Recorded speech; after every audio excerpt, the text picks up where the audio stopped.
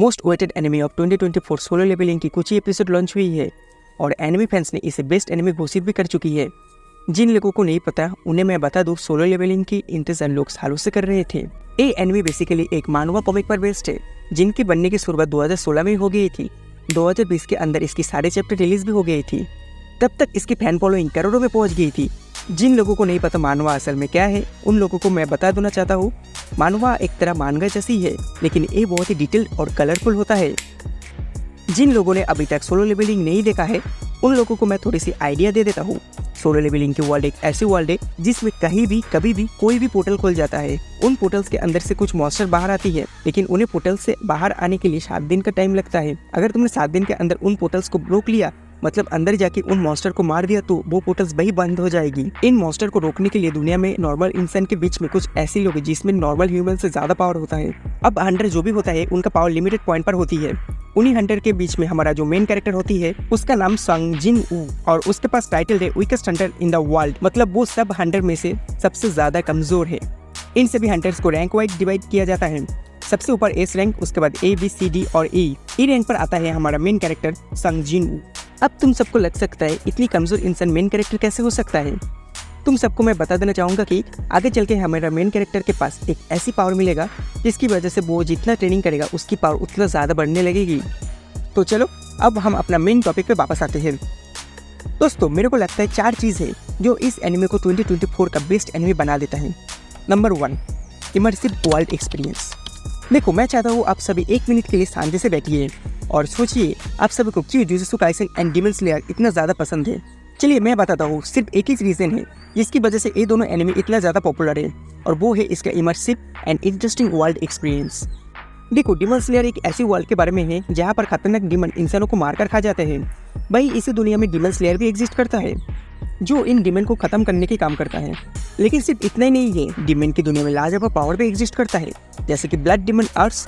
ये जो पावर का कॉन्सेप्ट है ना, इसने डीमन स्लेयर को बहुत ही अट्रैक्टिव बना दिया। और तो और हर एक कैरेक्टर अपनी अलग breeding style and blood demon art का इस्तेमाल करता है। एक तरह हम सब सस्पेंस में है, फ्यूचर में आने वाले कैरेक्टर के पास कौन सी टेक्निक होगी। Exactly same case jujutsu Kaisen के साथ भी है। जुजुत्सु काइसेन की दुनिया में कर्स स्पिरिट एग्जिस्ट करता है और उन कर्स स्पिरिट को मारने के काम जुजुत्सु सॉर्सरर्स करता है। लेकिन हर कर्स स्पिरिट और हर सॉर्सरर्स की पावर एक दूसरे से काफी ज्यादा अलग होती है। एक तरफ मेगुमी है जो अपनी 10 शैडो शिकिगामी टेक्निक का इस्तेमाल करता है, और वहीं पर सुकुना जैसे गॉड लेवल बीइंग्स भी है जो अपनी डिमोन एक्सपेंसर से किसी भी को भी खत्म कर सकता है। बेसिकली इस एनिमे में इतनी एक्साइटमेंट है ना, जिसकी वजह से आप कभी भी बोर नहीं होंगे, और यहाँ पर सोलो लेवलिंग तो इन सभी का बाप है। Number 2, story.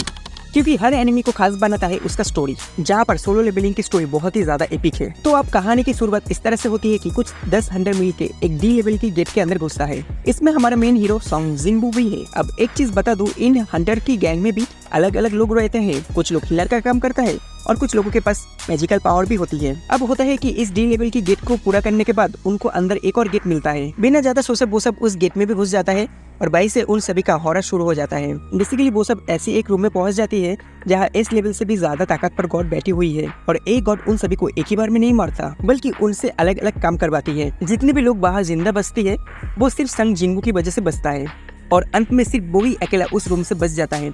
लेकिन मरने से जस्ट पहले वो पावरफुल गॉड उसे सोलो लेवलिंग की पावर दे देता है। अब अगली बार जब संग जिन वू की आंखें खुलती है ना, तो वो हॉस्पिटल में रहता है, लेकिन उसकी आंखों के सामने एक अजीब सी स्क्रीन होती है, जैसे कि किसी गेम में होती है। धीरे धीरे संग जिन वू को पता चलता है कि उसे लेवल अप करने की पावर मिल चुकी है, यानी कि वो जैसे जैसे स्क्रीन की लिखी हुई टास्क को कंप्लीट करेगा, वैसे वैसे उसका स्ट्रेंथ, स्पिरिट, इंटेलिजेंस सब कुछ बढ़ता जाएगा।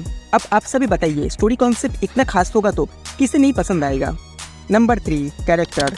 दोस्तों, आप लोगों में से कितने को वो मोमेंट याद होगा जब तांजीरो को हासिरास के सामने पहली बार ले गया था। देखो, वो सीन सच में बहुत ही एपिक था। एक्चुअल में हमें इस एपिसोड में पता चलता है कि डीमन स्लेयर की दुनिया कितना ज्यादा बड़ी है और कितने सारे कैरेक्टर है जो डीमंस को टक्कर देने की पावर रखता है। ये कहना गलत नहीं होगा कि हासिरास मीटिंग आर्क के बाद से डीमन स्लेयर की फैन दुगनी हो गई थी। दूसरी तरफ जुजुत्सु काइसेन की वर्ल्ड में भी इतनी ज्यादा वाइल्ड कैरेक्टर है ना, आप कभी भी बोर नहीं हो सकते। सिर्फ शिबुया आर्क में ही Gojo, Nanami, Megumi, Yuji, Sukuna, Toji और इतने सारे कैरेक्टर एक साथ लड़ते हैं कि आपका इंटरेस्ट हर वक्त इसमें बना रहेगा। लास्ट एपिसोड में ही यूटा की एंट्री होती है जो बहुत ही बढ़िया मोमेंट है। सोलो लेवलिंग अभी से शुरू हुआ है, लेकिन मैं अभी से आप सभी को बता सकता हूँ कि इसमें इतने सारे कैरेक्टर और विलेंस आने वाला है ना, कि आगे आने वाला हर एपिसोड आपको शॉक कर देगा।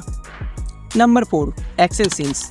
देखो, सबसे आखिरी चीज जो इस एनिमे में कॉमन है ना, वो है एक्शन सीन। देखो, मुझे बताने की जरूरत नहीं है कि डिमन स्लेयर की एक्शन सीन्स और एनिमेशन कौन सी लेवल का है।